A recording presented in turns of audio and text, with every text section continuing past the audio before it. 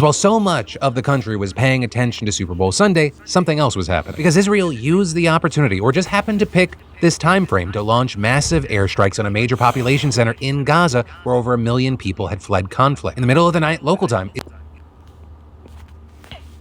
Israel carried out a wave of airstrikes on the southern city of Rafah. Now, according to Israeli officials, the airstrikes were used as cover for an operation to successfully rescue 2 hostages. But this, as Gaza's health ministry said, that the effort to save 2 hostages resulted in the deaths of at least 67 people, and those numbers could rise. And while you have Israel claiming that many of those killed were militants, the Gaza ministry said 70% were civilians. Though, and I always try to stress this when we're especially talking about this situation, like many competing claims with everything that we're seeing, none of this has been independently verified as I'm recording. With us also seeing reports that the Palestinian Authority's official TV stations putting the number at 74, while the Palestine Red Crescent Society saying more than 100. Though you have people on the ground in Rafah saying 2 mosques, several residential buildings, and 10 sheltering people were hit in the hour-plus long strikes by Israeli planes, tanks, and ships. And at 1:49 a.m. local time, just minutes after the kickoff of the Super Bowl, Israeli officials said IDF soldiers broke into the building where the 2 hostages were being held. Meanwhile, you had an IDF spokesperson claiming that Israeli forces fired on nearby buildings to disrupt Hamas's communications, and warplanes fired on Hamas targets in the area. The Washington Post also reporting that, quote, exchanges of heavy fire erupted in several places between the troops and Hamas fighters. Right, and a big thing here is that while these attacks are super significant, because while Rafah is no stranger to airstrikes, it is the last population center that Israeli troops have not entered. And so as a result, it's become a major shelter for displaced Palestinians. Right, it's been widely reported that over 1.4 million people have fled to the city as more and more civilians are being displaced by Israel's military operations in the north. And so what that means is that more than half of Gaza's entire population is now crammed into the city that housed just 300,000 people before the war. And this after last week when Netanyahu announced that Israel was preparing to send troops into Rafah, sparking widespread international backlash. Because among a number of other reasons, the humanitarian situation there is insanely grim. Many people are surviving in makeshift shelters or tents, and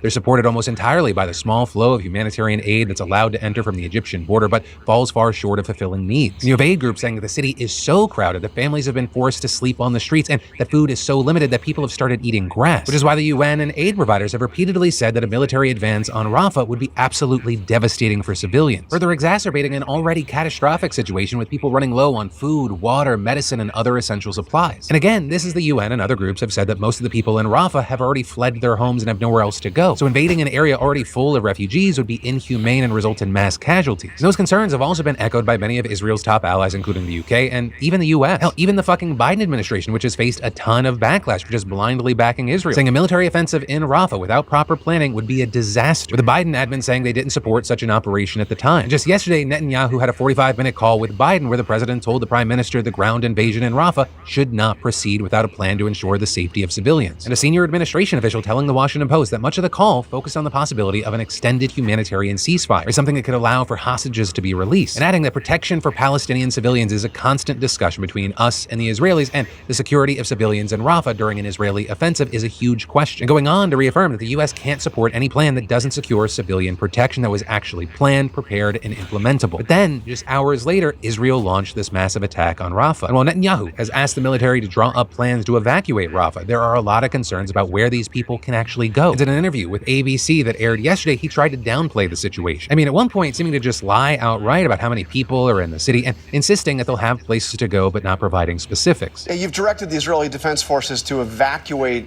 Rafah in advance of this ground invasion. Where are those people supposed to go? This is 1.4 million people, many of whom have fled northern Gaza. I mean, they're living in tents. Where are these people supposed to go? Well, Rafah is a very small percentage of Gaza, and I think it's about 10% or 15%. I mean, the estimates... Enough area north of Gaza that has already been cleared. Well, there's an estimated 1.4 million people in that area right now.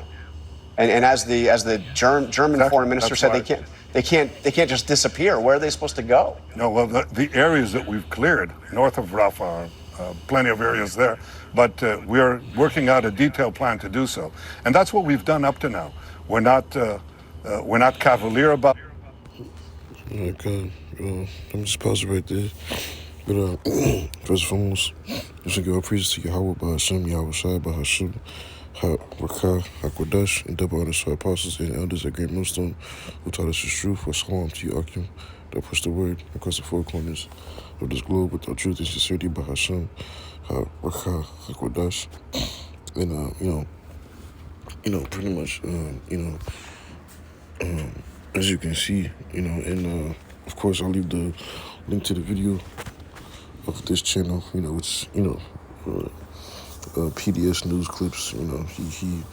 He drops some, good information, on YouTube and I believe as well as TikTok also. And touching this specific subject, see, while the Super Bowl, was going on, a more sinister, play, took place, on dealing with, this whole Israel, in Palestinian, what was going on, and pretty much, a mass, a bombardment of, from Israel, just fucking straight dropping bombs upon those civilians, man. Like where they was, where it was, more populated of civilians in Rafah. And while the whole world was distracted with the Super Bowl, behind closed doors, they was just dropping it all over those civilians, man. Fucking keep the world from not knowing what the fuck is going on. And really, the majority of Jay has no idea what the fuck is going on, man. The majority of the world has no idea what's going on and how this is getting ready to take place and what it's getting ready to lead to, and definitely don't know how it's getting ready to lead to according to prophecy wise, through the spirit and power of Yahweh Bashim Yahushua. But, us at the hopeful election, we see things, vividly, man. We see it clearly, exactly how it's supposed to be, taking place. And this is getting ready to increase, to the point to, exactly how the scriptures, is written, man. This is crazy, man. This is really, a genocide being taken place, right before the fucking world's eyes, man.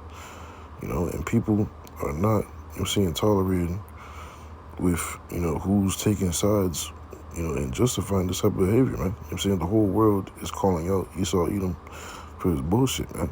That this is, that this is fucked up, but at the end of the day, we understand prophecy, man. And how about Shemi Asai is getting ready to use this, to lead up towards the rest of the prophecies, on what's written. But the main point for the lesson is pretty much, to keep your eyes peeled, man, because look what took place, while everybody was fucking distracted, at the Super Bowl, man. That's just 70% of civilians just getting offed. That's that's ultimate judgment, man. Just helpless, Palestinian, civilians, and the fact of how the Israelis, try to make it seem like that they're going through way worse situations. No, man. In Tel Aviv, you're fucking not seeing rubble and destroyed buildings and fucking limbs and people destroyed just out in the open. No, man. Over there in Palestine, that's what's taking place. But I'm just get a couple of precepts, and I want to make this quick and short and straight to the point. This is 2 Corinthians chapter 2, verse 11. Let Satan should get an advantage of us, for we are not ignorant of his devices. You know what I'm saying? And that's straight to the point, man. And I'll get this in Thessalonians. I'm saying, because, see, the whole world has no idea what's taking place, man. And things are shifting, man. That's why,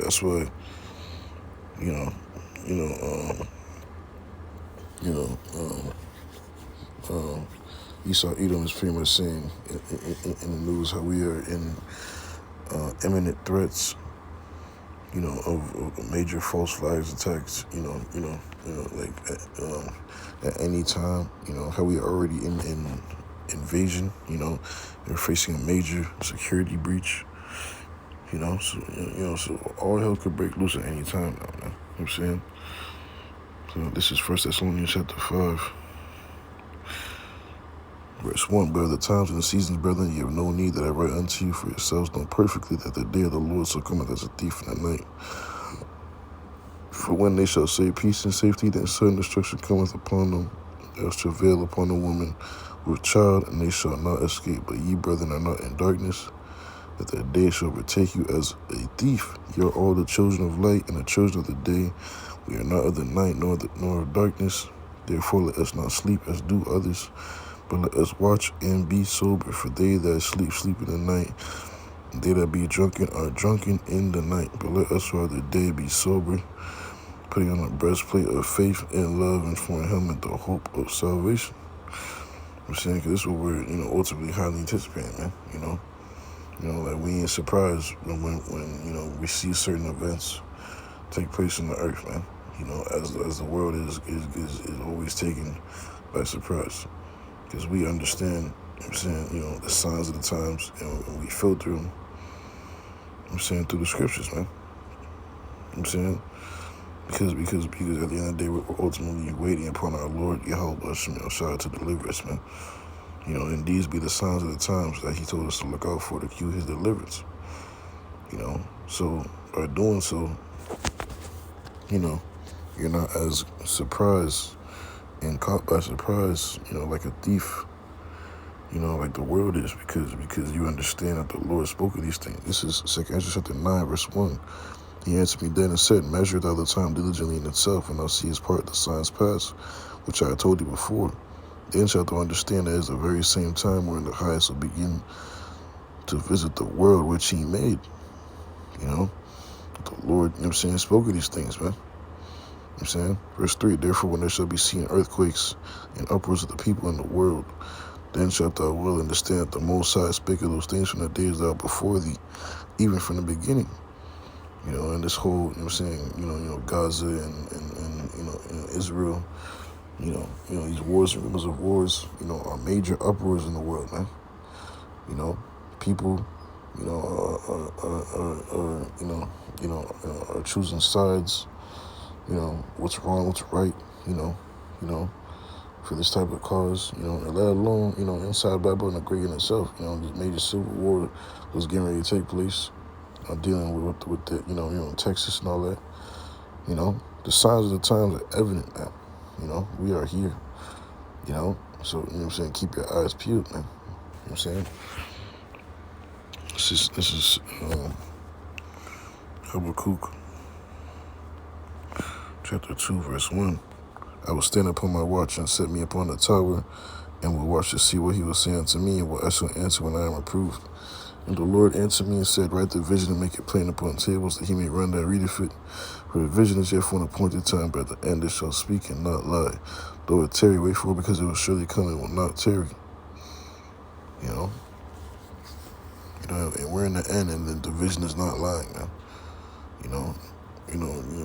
Though it tarry, we're waiting for it.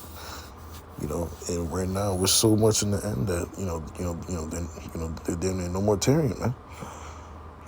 They popping right, right off the pages, man. But yeah, come, man. That's pretty much the main points I want to get and bring out towards the lesson. I'll leave the link to the video in the description box below. And I pray and hope that you brothers and sisters find satisfying. Until next time, I say so.